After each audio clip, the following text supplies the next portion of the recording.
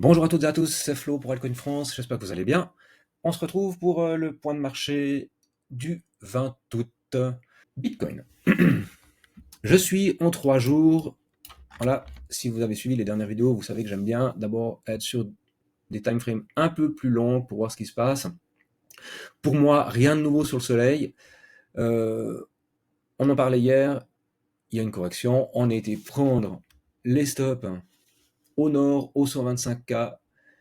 On corrige, il y a de fortes probabilités qu'on y prenne les stops au sud, en dessous des 111 000, histoire de bien manipuler tout le monde, de sortir les leviers qui sont trop forts d'un côté comme de l'autre, et en même temps, on finit de travailler cette fair value gap là qu'on a entre 111 et 110, donc une bonne mèche qui descendrait là jusqu'au wake of check au syndicat, c'est pas déconnant.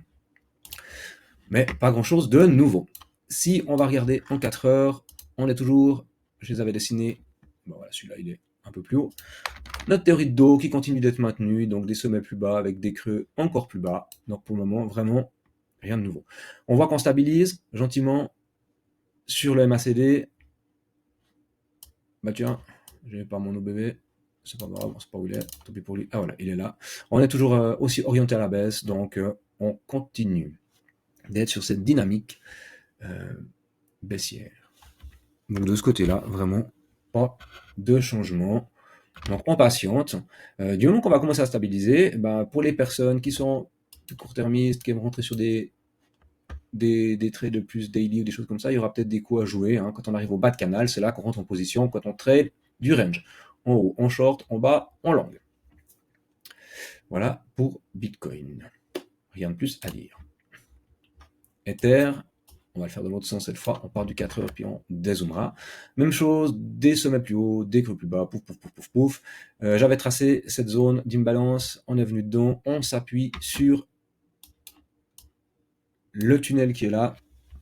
Donc, une fois de plus, rien de nouveau, on est sur le tunnel 4 heures. On voit que par le passé, on est venu s'appuyer ici régulièrement. Donc ça fait une bonne zone de résistance, on va pouvoir sans doute creuser encore un petit peu. Peut-être, hein, ici vous avez un Fibo qui a été tracé, donc pour moi, même si on revient dans cette zone-là, voilà, nickel. Si on revient dans cette zone-là, rien de dramatique. On continue de corriger. On a ici toute cette zone, hein, c'est une zone d'intérêt avec le wake-up check. Il y a des zones à travailler. Voilà, donc pour moi, les 4000, 3900, ce serait pas déconnant. Si je recule, on voit que en daily, on a encore plus de zones à venir travailler. C'est des zones de convergence. On a des fair value gap, vraiment des endroits à venir travailler qui correspondent une fois de plus avec ce tunnel 4 heures. Et puis si on regarde la value ici, c'est intéressant de voir qu'on est aussi dans une espèce de creux. Ah bah voilà, il sera juste.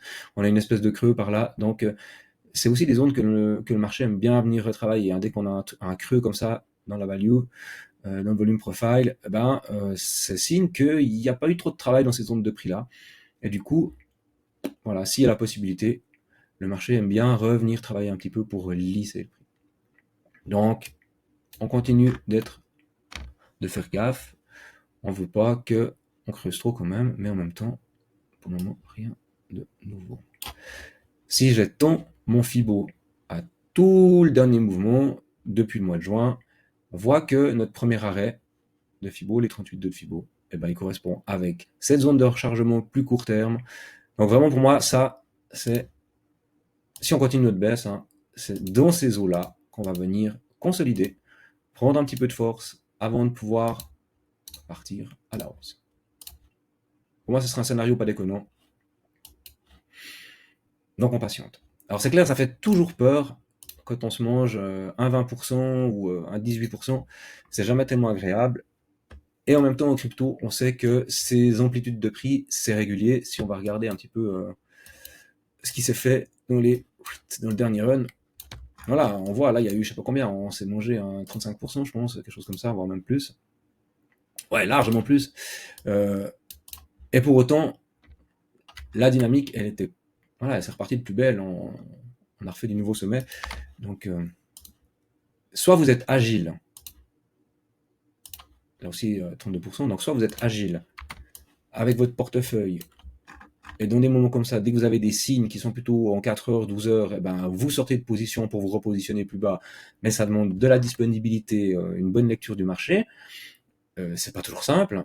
Ou alors, si vous avez eu la possibilité de rentrer sur les 1006 ou des zones comme ça hyper intéressantes, vous mettez vos mains sous vos fesses et vous ne faites rien, on attend que ça se passe. Peut-être même la meilleure solution, c'est de quitter un peu les écrans pendant un certain temps pour pas avoir de biais et puis ce genre de choses-là. Donc voilà, Ether, ça continue, même chose, on suit ce qui se passe. Petit tour rapide, Solana, j'en avais parlé il y a quelques temps. J'avais parlé de, voilà, on voit, il est dessiné à la vas-y comme je te pousse, une espèce de canal quand même, un canal plutôt haussier. On va sans doute revenir travailler cette zone-là avant de repartir, on surveille. Mais pas grand-chose de nouveau, ça suit le prix. En commentaire, on m'a demandé de passer en revue notre bon vieux XRP.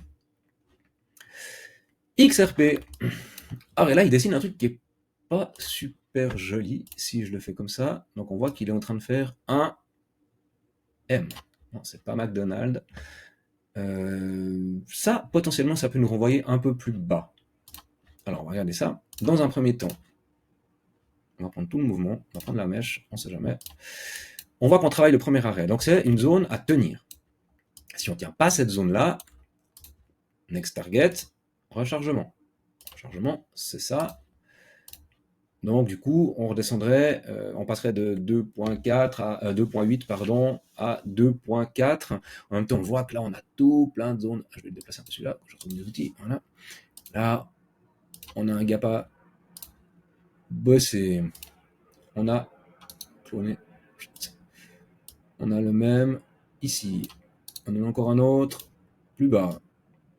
Ok, plus petit, on va essayer de le faire un peu propre. Voilà. Donc, il y a plein de zones à venir travailler ici.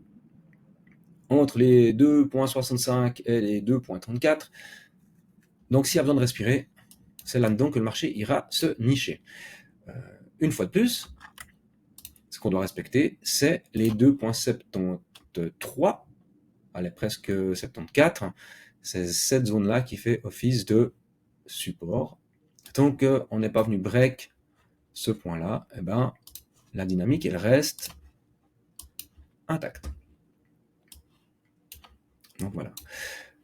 Et après, bien sûr, c'est toujours la même chanson. Là, on voit qu'on a une énorme résistance au 1.96. Pas mal de travail qui a été fait. Il ne faut pas commencer à aller s'installer là-dessous, sinon ça va être complexe. On peut même identifier une forme de range. On pourrait le faire comme ça, ce serait intéressant. Pourquoi ce serait intéressant de le tracer comme ça? Parce que c'est un peu fort, j'en bien on voit. Non, je ne vois plus rien. Voilà, comme ça. On voit qu'il y a de la chasse. Hein. Je dis souvent dans un range, on va chasser au sud, chasser au nord, chasser au sud, chasser au nord. Ce serait intéressant d'aller regarder le leverage sur XRP. Est-ce qu'il y a des gens qui sont en long? Est-ce qu'il y a des gens qui sont en short sur XRP? En tout cas, ce qui est sûr, c'est qu'on vient chasser d'un côté, chasser de l'autre. Une fois qu'on réintègre les ranges, le but c'est d'aller de l'autre côté. Donc là, on aime lui prendre des stops, on réintègre. Si on casse les 38.2, on va aller chercher, il y a de fortes chances, le bas du range.